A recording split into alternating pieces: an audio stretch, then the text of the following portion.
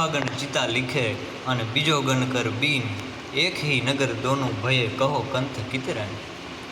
નરહરદાસજીના પત્ની એને પ્રશ્ન કરે છે કે સુહાગણ ચિતા લીખે, એટલે સુહાગણ બાઈ છે એ ચિતાનું દ્રશ્ય દોરે છે, એકદમ ભયંકર ચિત્તો હોય એવું દ્રશ્ય દોરે છે. અને બીજો ગણ કર બીન, વિજોગણ બાઈ છે, વિજોગણ સ્ત્રી છે, એના હાથમાં વીણા છે, એ વીણા વગાડે છે. હવે સુહાગણ જે સ્ત્રી હોય ક્યારેય આવું ભયંકર દ્રશ્ય ના દોરી શકે, અને સામે જ વિજોગણ સ્ત્રી છે એ ક્યારેય વીણા ના વગાડે. તો આ કેવી રીતના બન્યું એમ નરહરદાસજીના પત્ની એને પ્રશ્ન કરે છે. નરહરદાસજીએ કીધું કે એ ઘટના લંકામાં બની હોવી જોઈએ. રામાયણમાં રામ ને રાવણનું યુદ્ધ ચાલે, લક્ષ્મણને મૂર્છા આવી છે. આ બાજુ હનુમાનજી છે એ સંજીવની બુટી લેવા માટે દ્રોણાચલ પર્વત માથે ગયા છે. હવે મંદોદરીને એમ છે કે જો હનુમાનજી સવારનો સૂર્ય ઉગે એ પહેલાં જો સંજીવની બુટી લઈને ના આવી શકે તો લક્ષ્મણનું મૃત્યુ છે એ અટળ છે.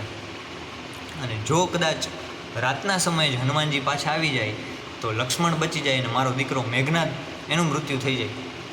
એટલે કોઈ પણ માં છે એ પોતાના બાળકને મરતો ન જોઈ શકે, એટલે પોતે છે ને ચિતાનું દ્રશ્ય દોરે છે.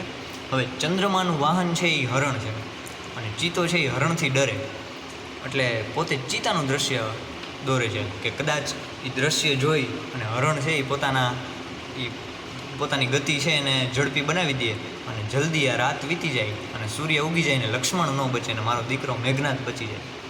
એટલા માટે આ સુહાગણ સ્ત્રી છે મંદોદરી એ ચિતાનું ચિત્ર આલેખ. સામે સીતાજી છે જે વિજોગણ છે, પોતે એ હાથમાં વીણા લઈને બેઠા છે. હવે હરણને સૌથી પ્રિય વાજિંદ્ર કોઈ હોય તો એ વીણા છે. એટલે કદાચ જો એ વીણાનો અવાજ સાંભળી અને એક નહીં ને કદાચ 100 ચિતા આવી જાય તો એ હરણ છે એ સંગીત સાથે મગ્ધ બની અને એની પોતાની ગતિ છે એ સ્થિર કરી નાખે.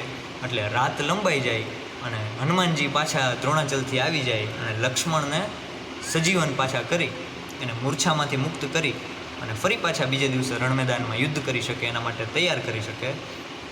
એટલા માટે આજે સીતાજી છે એ પોતે વીણા બનાવે, વીણા વગાડે છે. અને ત્યારે એનો જવાબ મળી જાય છે કે આ બે ઘટના સુહાગણ ચિતા લીખે અને બીજો ગણ કર બીન, એક હી નગર દોનું ભયે કહો કંથ કિતરેન, એનો જવાબ નરહરદાસજી આ રીતના આપે છે.